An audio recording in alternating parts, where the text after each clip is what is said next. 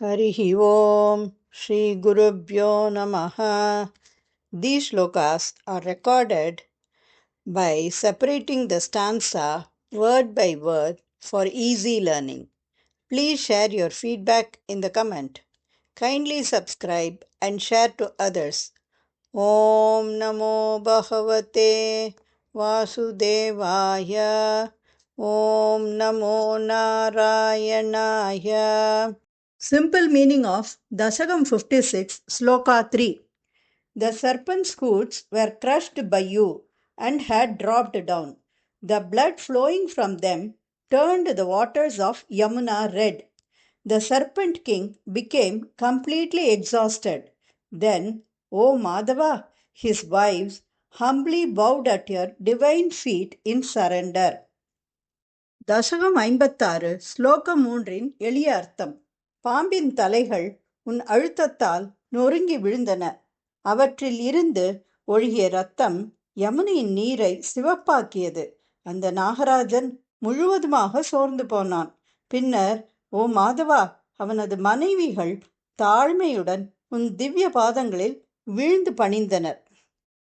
श्रीमन्नारायणीयं दशकं 56 श्लोका 3 त्वत् अवभग्न त्वत् अवभग्न त्वदवभग्न त्वदवभग्न त्वदवभग्न विभुग्नफणागणे विभुग्नफणागणे विभुग्नफणागणे त्वदवभग्न विभुग्नफणागणे त्वदवभग्न विभुग्नफणागणे त्वदवभग्न विभुग्नफणागणे गलितशोणित गलितशोणित गलितशोणित शोणितपाथसि शोणितपाथसि शोणितपाथसि गलितशोणितशोणितपाथसि गलितशोणितशोणितपाथसि गलितशोणितशोणितपाथसि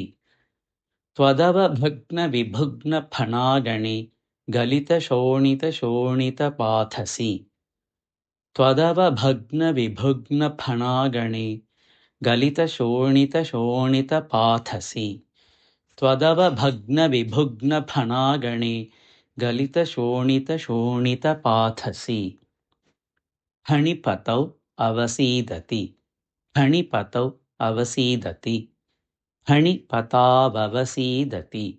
फणिपताववसीदति फणिपताववसीदति सन्नताः सन्नताः सन्नताः फणिपताववसीदति सन्नताः फणिपताववसीदति सन्नताः फणिपताववसीदति सन्नताः तत् अबलाः तत् अबलाः तदबलाः तदबलाः तदबलाः तव माधव पादयोः तव माधव पादयोः तव माधव पादयोः तदबलास्तव माधव पादयोः तदबलास्तव माधव पादयोः तदबलास्तव माधव पादयोः फणिपताववसीदति सन्नताः तदबलास्तव माधव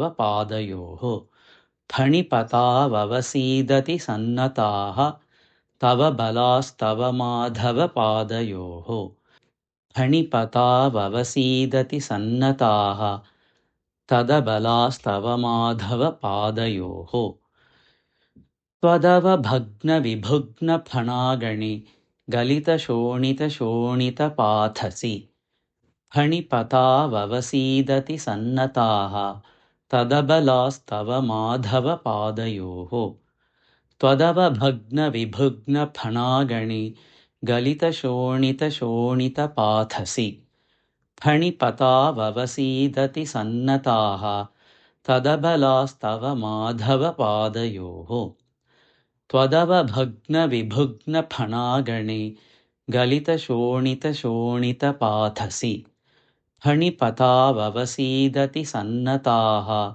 तदबलास्तव माधव पादयोः त्वदवभग्नविभुग्नफणागणे गलितशोणितशोणितपाथसी फणिपताववसीदति सन्नताः तदबलास्तव माधवपादयोः त्वदवभग्नविभुग्नफणागणे गलितशोणितशोणितपाथसी फणिपताववसीदति सन्नताः तदबलास्तव माधवपादयोः त्वदवभग्नविभुग्नफणागणे गलितशोणितशोणितपाथसी फणिपताववसीदति सन्नताः तदबलास्तव माधवपादयोः